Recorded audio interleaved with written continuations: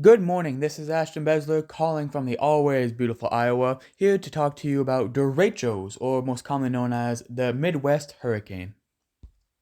So, what is a derecho? A derecho is an inland hurricane, but unlike hurricanes and regular tornadoes, a derecho is a straight line of wind, with mile per hour reaching above 55 miles per hour, and it usually succeeds about 60 to 70 miles per hour, but 55 to 58 is the minimum for it to be considered a derecho. And derecho is a Spanish term that means straight ahead. This is a picture of a derecho. As you can see, is a very big storm and it covers a large surface of area. So how does a derecho form? Well, most derechos start as thunderstorms or specifically bow echoes. So wet cold air inside the storm meets dry warm air surrounding it, which forces cool air down. So the cold dense air sinks rapidly in these right conditions, which cause downbursts. As the cold air sinks, it forces warm air up from the ground. So the warm air is closer to the ground, and the cool sinking air forces that warm air to rise.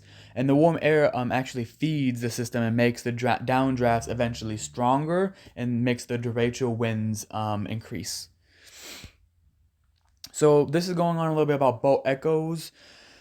So most derechos form alongside bow echoes or actually made up of bow echoes. And a bow echo is a series of thunderstorms traveling along a path in a bow-like state. And they typically follow the direction of the atmospheric winds in a straight line. Um, and most derechos can form or have multiple bow echoes inside them or be one massive bow echo. And at the bottom, you can kind of see the diagram. So you can see the center or the most inner part of the storm actually is moving faster than the outer, creating that bow effect. And this also means that the derecho winds, the further you go in, the stronger they are.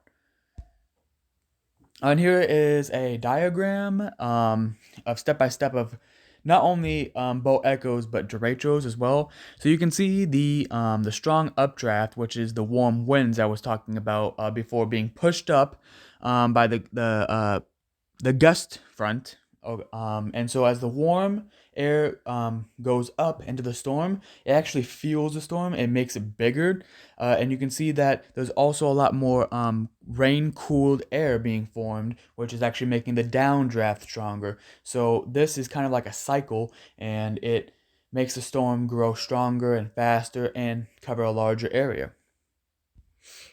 So a derecho's destruction. So there was actually a derecho in Iowa in 2020, August 2020, specifically August 11th, and the derecho winds of that storm were up to 140 miles per hour, which is some of the strongest derecho winds we've had in the Midwest.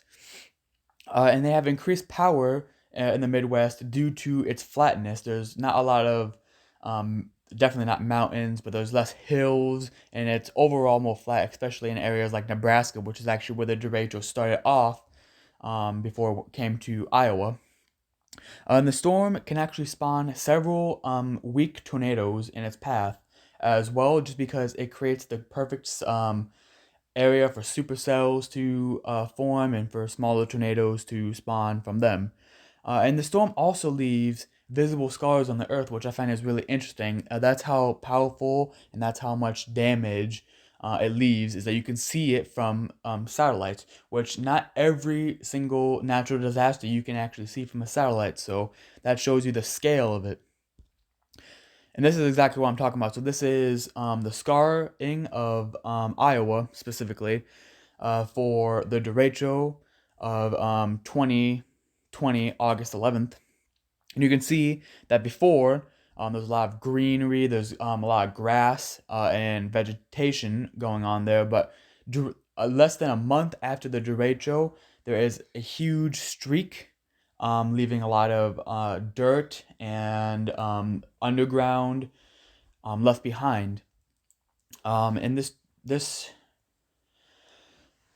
This scar is seen from a satellite, and you can see the scale of the destruction of this path. So this is a lot more deadly than just a regular tornado, because the tornado is kind of more localized, where this can be statewide. And these are also pictures from the aftermath of the derecho, so you can see a lot of silos were bent in, destroyed. A lot of housings were caved in. But the one of the biggest things and the biggest disaster of this was in the bottom left. Corn. A lot of corn was knocked over and destroyed. A lot of stocks were, and this was getting to the point where they were getting ready to be harvest in September and later months. So this kind of there was no way to recover from this at this point in time, which was a huge blow not only to Iowa and our economics, but to people wanting sweet corn and for feed for cattle and livestock. And so that is the Midwestern hurricane, the derecho, and that's all.